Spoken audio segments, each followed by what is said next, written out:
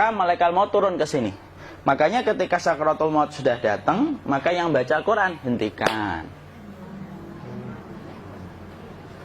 Kenapa? Oh, memang gitu ya. Jangan semakin kenceng. Ayo Pak, insya Allah Pak, gitu. Al-Baqarah Pak, Al-Baqarah Pak. Al-Kahfi, Al-Kahfi. Enggak lah. Yang baca Quran berhenti dulu. Kemudian digantikan dengan kita mentalkin. Antum agak ke sana dikit.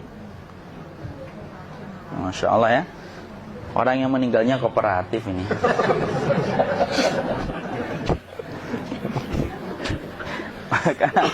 maka agak ke sini ya. Maka disunahkan kita untuk mentalkinnya. Nanti ketika mentalkin jangan terlalu sering, jangan terlalu membebani. Jangan terlalu sering itu la ilaha illallah, la ilaha illallah. Tidak gitulah. Berat nanti dia ngerasakan. Di situ Imam Qurtubi juga menyampaikan, jangan terlalu sering karena itu memberatkan dadanya. Jadi ketika mentalkin, saya sampaikan, boleh diganti atau enggak Ustadz? Enggaklah, talkin itu ibadah. Ibadah itu tauqifiyah. Tauqifiyah itu enggak usah diganti. Karena Rasulullah mengatakan, lakinu ala mautakum la ilaha illallah. Talkin orang yang meninggal di antara kalian dengan la ilaha illallah. Enggak usah diganti Allah Ustadz yang lebih singkat, lebih pendek. Enggak usah. Subhanallah Ustadz, enggak usah. Kenapa? Karena talqin sudah ditetapkan ucapannya oleh Nabi, begitulah kita mencontohnya. Jadi tidak usah diganti. Cara mentalqin, jadi kalau keadaan sudah tenang, tolong kalau sudah sakaratul maut jangan ditinggalkan. Karena sesungguhnya pertempuran setan itu pada detik-detik kematian semacam ini. Dan betul-betul berusaha untuk menjadikan dia murtad.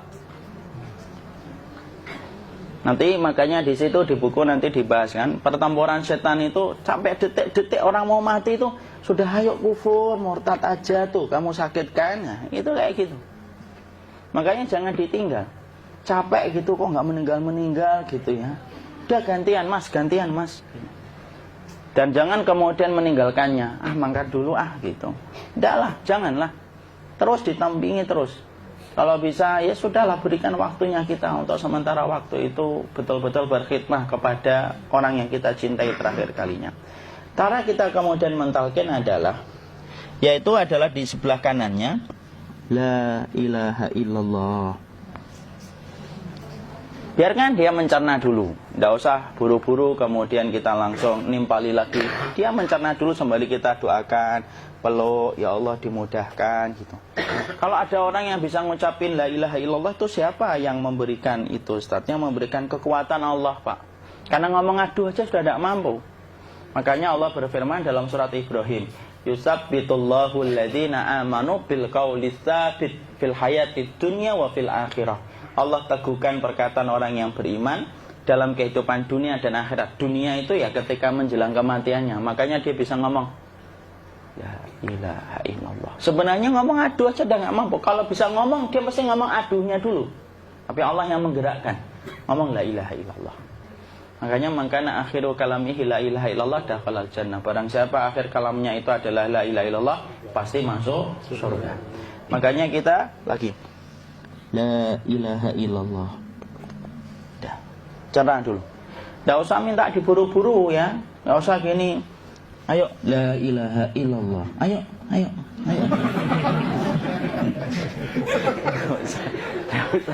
Enggak usah gitu.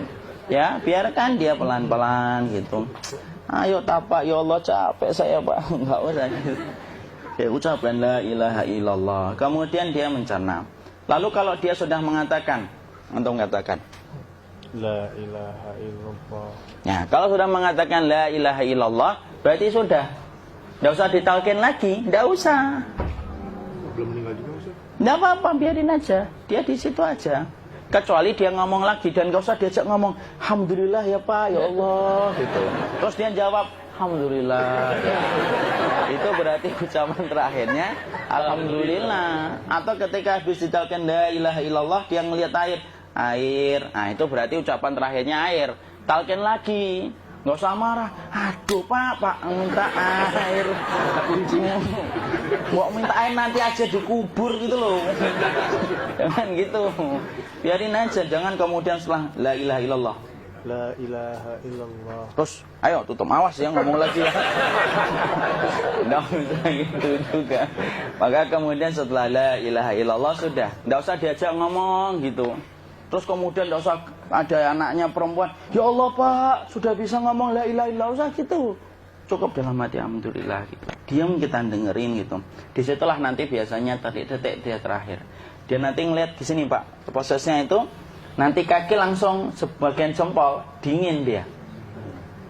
Kaki, telapak kakinya langsung kalau kita geningkan dingin kayak kaki yang kena AC langsung. Kemudian dia langsung ningkup gini, dikit dia, mulai kaku dia. Atau kalau enggak, gini dia. Langsung kayak jatuh, kayak kepala nanti yang paling terakhir. Kepala itu pasti ada gerakannya Pak, ini meninggal itu. Pasti gitu. Pasti gitu. Karena apa? Sudah tidak ada beban ruh yang menahannya. Ya, cabut ya, set pelan, maka kemudian malaikat itu. Tapi tetap sakit lah. Walaupun dikatakan ringan, tetap sakit. Maka kemudian sakit gitu. Set ngelewatin sini. Jantung kemudian sudah tidak berfungsi. Kemudian ginjal Pak, ngelewatin ginjal tidak berfungsi. Bapak bayangkan kan, kalau yang pernah sakit batu ginjal Pak, sepakat nggak kalau kita batu ginjal itu sakitnya luar biasa Pak? Itu baru titik batu kecil di ginjal. Kita bisa bayangkan tiba-tiba ginjal tidak berfungsi. Sakitnya kayak apa Pak? Tiba-tiba ginjal nggak berfungsi, pankreas naik, kemudian tek jantung.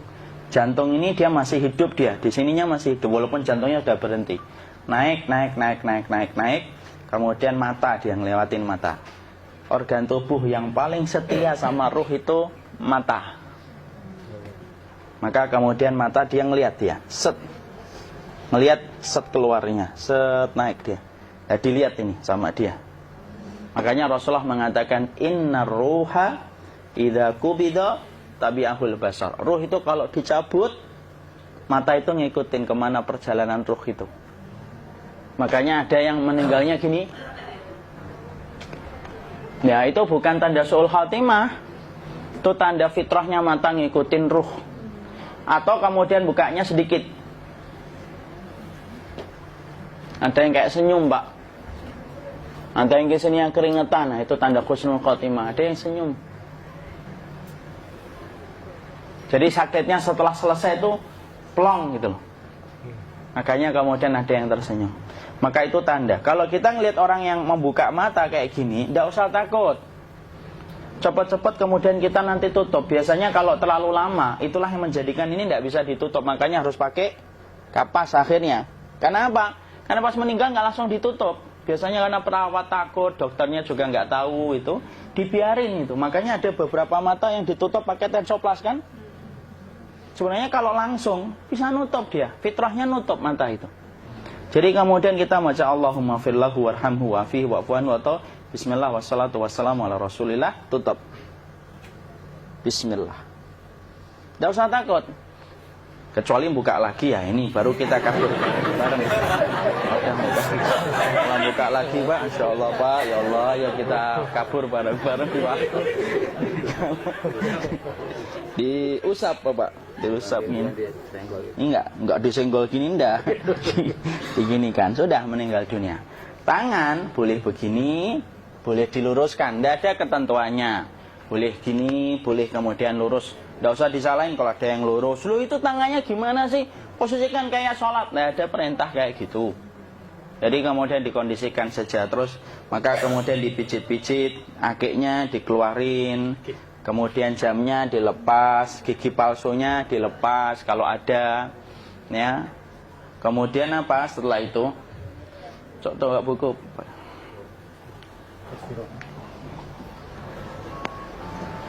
Kemudian kalau bisa awal-awal kemudian taruh buku atau sesuatu yang agak berat di perutnya ketika baru meninggal dunia. Kenapa kemudian ditaruh kayak gini? Bukan apa-apa, supaya membantu sisa-sisa pencernaan dia untuk keluar. Nanti Pak, biasanya kalau kita taruh agak yang berat gini atau kemudian kita gini-gini kan, ini udah makan belum Maki? Udah makan belum makan kok udah gede ya? Maka pencet-pencet kayak gini biasanya nanti ketika dimandikan, nah pas dimandikan diginikan saja. Nah ini dia sudah keluar di belakang, dia gini. Terus nanti keluar dia. Nah ini keluar langsung di belakangnya.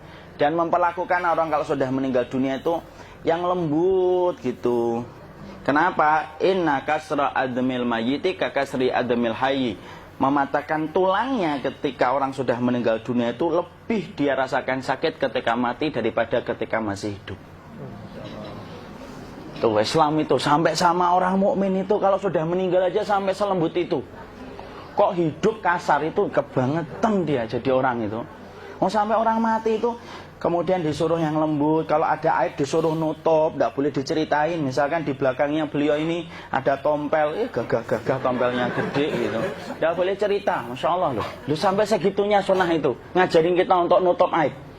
Kalau ada orang belajar sunnah sukanya buka aib, nyari-nyari kesalahan orang, sunnah yang mana dia pelajari itu, saya bingung. Makanya kemudian gini, setelah setelah selesai maka kemudian tutup dengan kain. Maaf ya, ya. Ya.